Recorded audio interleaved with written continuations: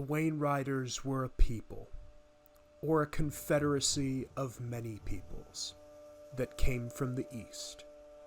But they were stronger and better armed than any that had appeared before. They journeyed in great wains, and their chieftains fought in chariots. Stirred up, as was afterwards seen, by the emissaries of Sauron, they made a sudden assault upon Gondor. King Narmasil II was slain in battle with them in 1856. The peoples of southern and eastern Rhovanion were enslaved, and the frontiers of Gondor withdrew to the Anduin.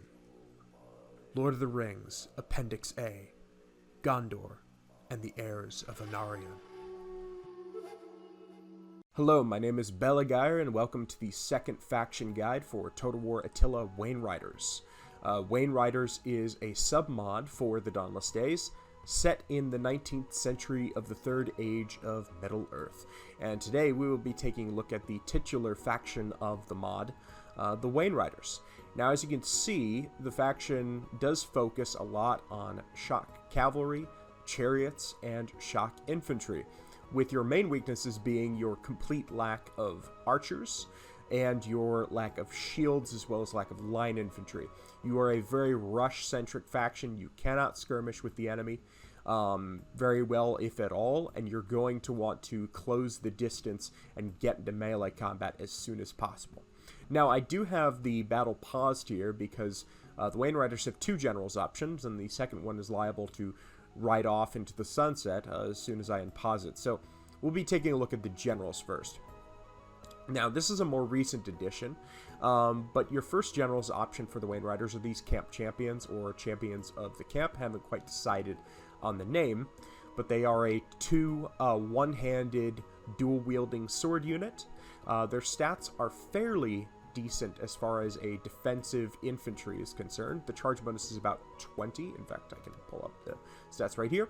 Charge bonus of 20, melee defense of 40, melee damage of 40, melee defense of 54, which is very high for a unit that has 170 men and is just regular men rather than, say, Dunedain or Black Númenóreans or something like that. So, high melee defense, decent melee attack, decent charge. Of course, your main weakness is your lack of armor, your relatively low armor at 40 for General's Bodyguard, and your lack of a shield. So this unit will be very easy to kill by from archer fire. It'll be pretty weak to cavalry as well, again, due to the lack of the shield, which in general, you know, you're going to be charged. When you get charged by cavalry as a non-shielded unit, generally doesn't work very well out for the unit being charged. But it's a fairly capable melee infantry general option if you don't want to go for the second, and in my opinion, way better option, which are the Great Wains. Great Wains are a super heavy 4-horse, 70 armor chariot, 200 charge bonus, 75 armor, 40 melee attack, and 40 weapon damage. I believe all of that is armor piercing. Yes, it is. So you have a very, very powerful scythe chariot general. It is risky in its own way because this is very expensive. It's 1,600 gold, and chariots have a lot of different weaknesses. They're weak against cavalry. They're weak against any spears or polearms, anything that's anti-cavalry, and they're very weak to javelins as well. So you're going to be using a unit that's pretty vulnerable to a lot of different things, sort of a high-risk, high-reward type of unit where it can deal an amazing amount of damage and you can get tons of kills with the Great Wains. But is it necessarily something you want to put your general in? I'm not sure, and frankly, it's only a General's Bodyguard, so if you want this unit, you'll have to have your general in it, and that can imply some big risks if your general gets killed while he's riding around the back lines trying to kill enemy archers and such. So, moving on to your Tier 1. You have the Easterling Axes. This is a basic shock infantry unit. Not a lot of factions have cheap shock infantry. The Wainriders do, with an attack of 46, charge of 77, melee defense of 44, or melee damage, of 44, and a melee defense of 1 and armor 0. So this is a very, very, very glass cannon type of unit. This was something that will get killed very, very easily by missiles, by cavalry, and it will ultimately lose against, mid-tier infantry and up in most situations. Like, sort of anything that's double its cost will beat it pretty convincingly. But it is a cheap shock infantry unit at only 550 gold with a very high attack stat, very high armor piercing damage. If we can go over here, I believe it's 20 armor piercing. Yes, it is. Very powerful unit. I use these all the time if I want a cheap infantry line for the Wainriders. Your second option being these Easterling Javelins, or Easterling Tribesmen. Easterling Tribesmen do not have a shield. They do have, oh, by the way, I can unpause it. They have a one-handed axe for melee combat, so that gives them a significant armor-piercing damage bonus. They have very little armor, 5 armor, so they have, mildly more than the very Easterling axes, which is not going to make too much of a difference. But you also have the Javelins, of course, with an 80 range, and I believe a 60 damage. So, very powerful Javelin. I believe that might be the wrong Javelin. I'll have to double check that. But, yeah, very powerful Javelin unit with a high attack, no melee defense, decent charge bonus, sort of a pseudo shock infantry almost, or kind of a 2-in-1 sort of deal. I like using the Easterling Tribesmen a lot to support my cavalry. They are very light, so they move very quickly. Very good unit. Wind Lances are your first cavalry option. They are extremely fast at 110 speed. In fact, they are the fastest cavalry unit in the game, or in the mod. You have only 5 armor, no melee defense, 35 attack, 110 charge bonus, and high melee damage. And the Lance gives you, I believe, a 15, or actually 10, armor piercing damage bonus, or not bonus, but 10 armor piercing damage. So fairly effective against armored units, but you really need to cycle charge the Wind Lances. You can't let them get stuck in protracted melee. They will die very, very quickly. But a very nice cav unit. Again, use them a lot. They cost 600 gold, so they are a bit more expensive than your other tier 1, as you expect from a cavalry. But the fast 110 speed really, really does a lot of favors for you. Just don't let them get shot. Do not let them get shot by anything. And now we have Steppe Chariots. Steppe Chariots are your basic tier 1 chariot. Sort of a unique thing in a Total War game to have access to cheap chariots as a faction.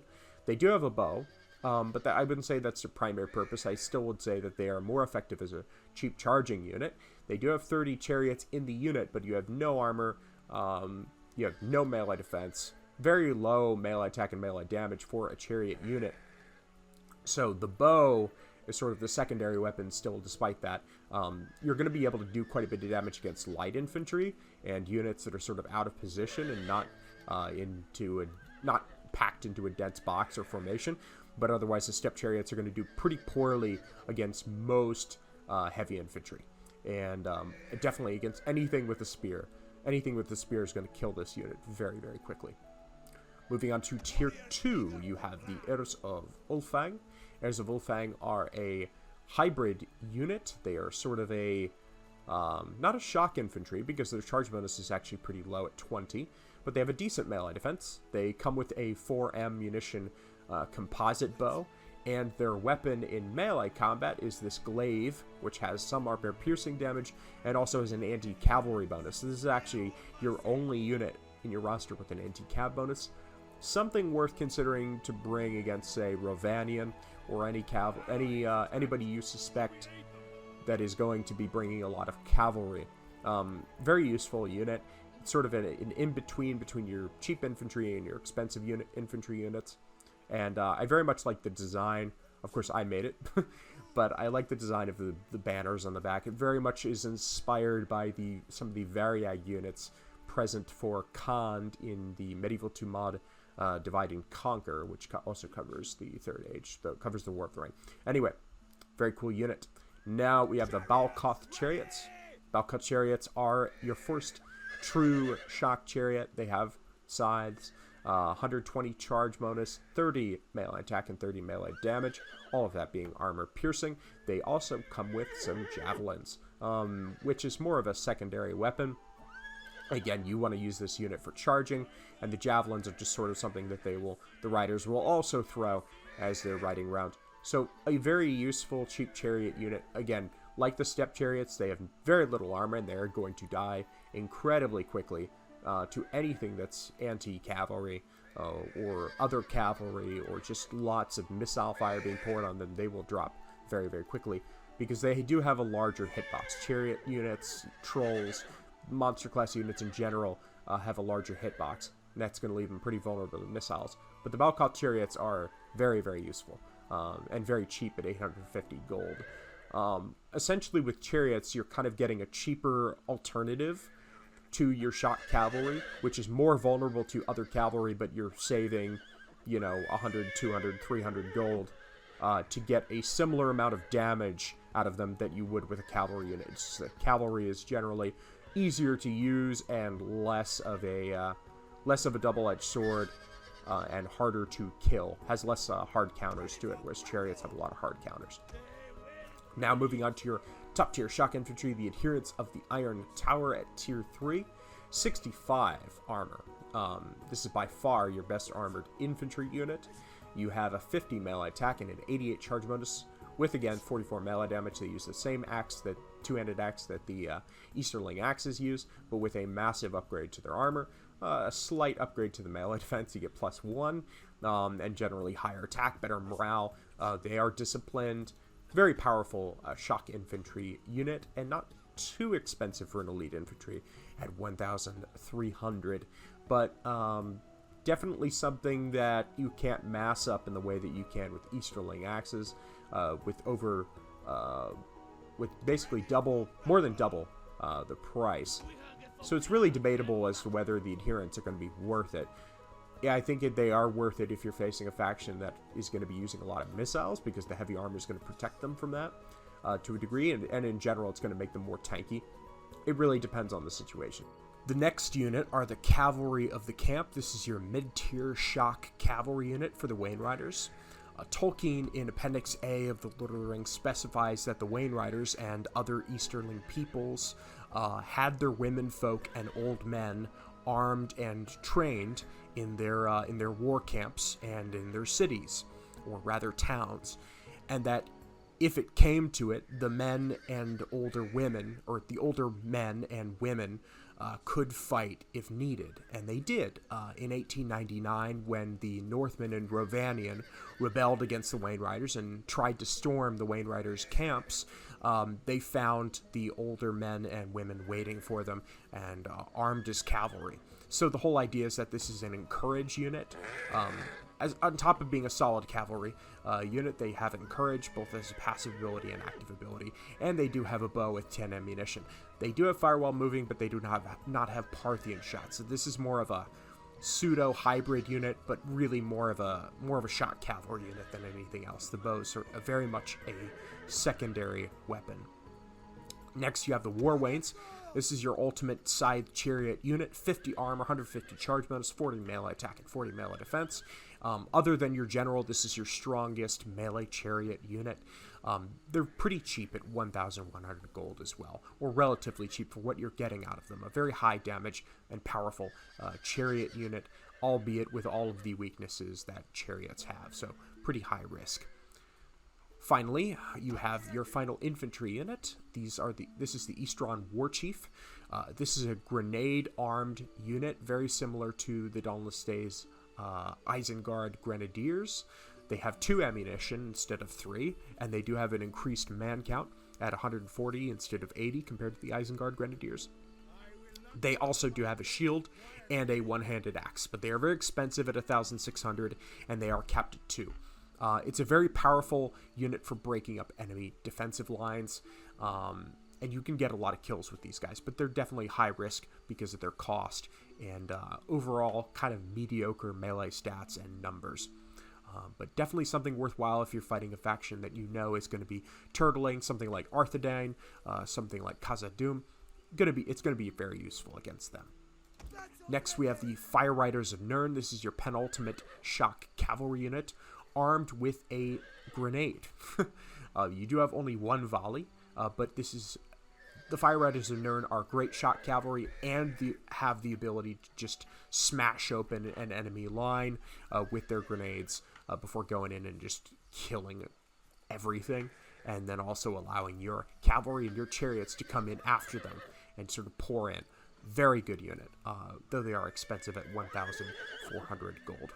And finally, the Iron Tower Cataphracts at 75 armor with 120 charge bonus, 45 melee attack, 45 weapon damage, 65 speed with a 4 ammunition bow. They can't use it while they're firing while moving, and they do not have Parthian shots, so you can only use that bow when they're standing still, and there's only 4 volleys, so not very useful.